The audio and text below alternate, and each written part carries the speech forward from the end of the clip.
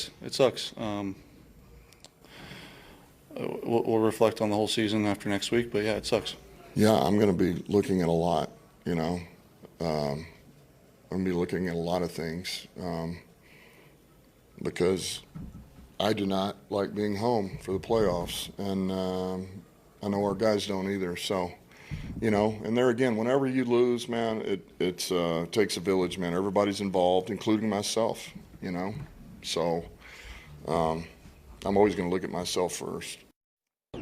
Definitely a weird feeling after you the 1 seed a year ago. So at 8-8, the Lions now have more losses this season than their previous 2 seasons combined. Entering Week 15, Detroit was 8-5, had a 55% chance to make the playoffs according to ESPN Analytics. Since then, they've gone 0-3. They've now been eliminated from playoff contention. RC, when you hear Dan Campbell talk about not wanting to be home in the month of January in the playoffs and just everything that went wrong this season, how much blame would you assign to his role and why things went wrong? He deserves a ton of the blame because he gets a ton of the praise when this team plays extremely well. He's in charge of making sure the next offensive coordinator and defensive coordinator are prepared to take over those jobs. He's also in charge of delegation and decision-making within football games. And if you watch this team play in this season, they weren't as efficient or proficient on 4th down, but he continued to utilize those downs instead of getting points and playing field position to be the Dan Campbell that came in biting kneecaps. He wasn't able to make that adjustment. And so I think going into this offseason, he'll look at the fact that he lost a lot of key players that helped this team win football games. But he also look at himself and say, I had an inability to adjust, and in not adjusting, I hurt my football team. And I had an inability to prepare, and in not preparing, I hurt my football team going into the next step of their evolution. I disagree that a huge chunk of blame should go to Dan Campbell. Okay, he gets a little grace from me for orchestrating the biggest organizational turnaround I've ever seen, because the Lions were a flat-out joke for 50 years before Dan Campbell got there. There were a couple of blips of hope, but really, he was the guy that turned around an entire city and how they view football, okay? He made one mistake this year, which was hiring John Morton as offensive coordinator. We thought that you could have the Ben Johnson offense, have another guy run it. It's the difference between RC and I look like we're wearing the same suit right now, okay? But RC's suit is a lot better than mine if you get up close. You look at the Lions offense this year, you thought it was the same. You thought it was the same.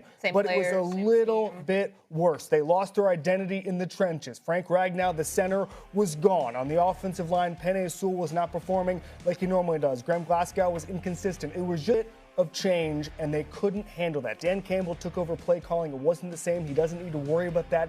They need to make a better job at a better hire at offensive coordinator this year, retool the offensive line, get another pass rusher alongside Aiden Hutchinson, and they will be right back to where they started. Yeah, I disagree with your disagreement because when you're the CEO of the team, it falls on your shoulders. And Dan Campbell knew he had a final exam in a year. He knew that Aaron Glenn was going to graduate, knew that Ben Johnson was going to graduate. You had a year to prepare. I worked with Dan for a long time in Miami. He is very methodical in his decision-making. Obviously, he got it wrong. And even though Jared Goff, guys, is a veteran, he heard 3 voices in his ear on game day in a year. Ben Johnson, John Morton, and then obviously Dan Campbell. Yeah. So it starts with that. He has to find somebody else to call plays. It's very hard to have sustainability when your head coach is also the play caller, because in this day and age, challenge flags, game management, it's very hard to do both. So it starts with him. And then I think on the defensive side of the ball, we talked about this earlier, Brian Branch, Kirby Joseph, those injuries hurt them, like especially in that Pittsburgh game, those long runs. But until you get another pass rusher, they allowed 108 explosive plays.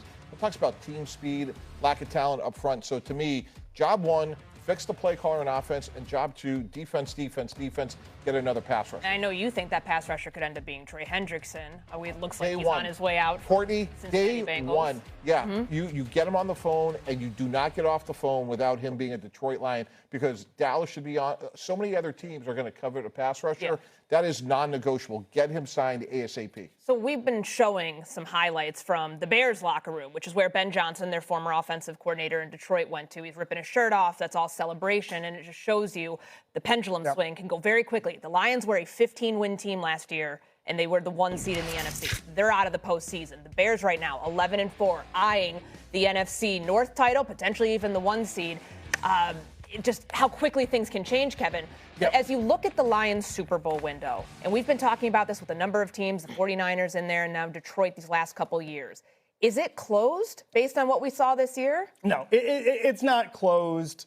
It's not closing. This was just a blip, in my opinion, okay? Even the first 15 weeks of the season, they were still averaging 5 yards per carry on the ground. They still had Jared Goff being efficient. He was a top 5 quarterback on a lot of metrics for most of this season. It was the last few weeks with the offensive line injuries, with a little bit of loss of identity. I think they're going to be able to fix this, okay? They still have a lot of talent. They have one of the best rosters in football, and those guys are locked in. They have cost certainty. Yes, they paid a premium for some of these guys, but they're there. Their problems are the problems about 25 franchises would kill for. They'll be back. I'm going to be honest, the window might not be closed, but it's tinted dark as hell. It's hard to see out of right now. I think the big thing with this team is, do you address all of the issues in the correct way, right? The number one issue is getting an offensive coordinator, because it's not just what Ben Johnson could do from a play calling standpoint. And I always talk about this. Play calling is both an art and a science, right? The science happens Monday through Saturday. You figuring out what you believe based on tips, tendencies, and film would be the best thing to do. The art part of it is being able to feel it in the moment. Johnny Moe couldn't do that. Dan Campbell couldn't necessarily do that. I think the other piece of it is this. When I look at the NFC North, the most physical offensive team is the Chicago Bears. The team that looks like they bite kneecaps, the team that looks like they want face mask on face mask all day is the Chicago Bears. That wasn't necessarily something we associated with Ben Johnson as a culture builder, but it seemed to have left Detroit and gone to Chicago with him. How do you address that? And then on the other side of it is, if I'm Brad Holmes, how do I make sure that I have depth defensively? Because in the last 2 years, the injury on that side of the ball has really cost me with my ability to get stops. Well, the last part first, it's hard to have depth when you have so many good players that you're playing. Those are great problems to have. Speaking of great problems to have, like, to me, with Jared Goff guys, like, if he would leave, there would be such a long line for teams that want him. There's about 8 or 9 teams that need a quarterback, and he is far from perfect. But the two questions you always ask yourself when you're running a team is, okay, who are you going to get, and how much is that player going to cost? Meaning salary cap dollars or draft capital. So Jared Goff, considering where they'll be drafting for a long time, he's a Detroit Lion, and everything has to be fixed around him. That's why I think this offensive coordinator hire must be, they got to nail it. And the part that I'm disappointed with Dan Campbell was, he knew for several years that Ben Johnson was going to leave. Yes. And he should have been scouring what is the absolute best solution. And, you know, he made a decision. I'm going to go real quick, but why was he scouring? Like, I was there. They said they groomed Johnny Moe and Kelvin Shepherd for a complete year because they felt like they got an extra year with Ben Johnson and Aaron Glenn. They thought they had gotten it right. And based on their decision to hire the previous 2 coordinators, I would feel like I'm right, too, if I assessed it in the way that Dan Campbell did. I mean, on the other side of this, I know that the Lions are the story. What a vintage performance from that Vikings defense yesterday. Harrison Smith, go ahead and put that man in the Hall of Fame. All right. Dak Prescott and the Cowboys took care of business in D.C. on Christmas. And despite already being eliminated from the postseason, this Dallas QB thinks there's still a lot to play for. Do we agree? And did Travis Kelce play his final game at Arrowhead yesterday? You don't want to miss what the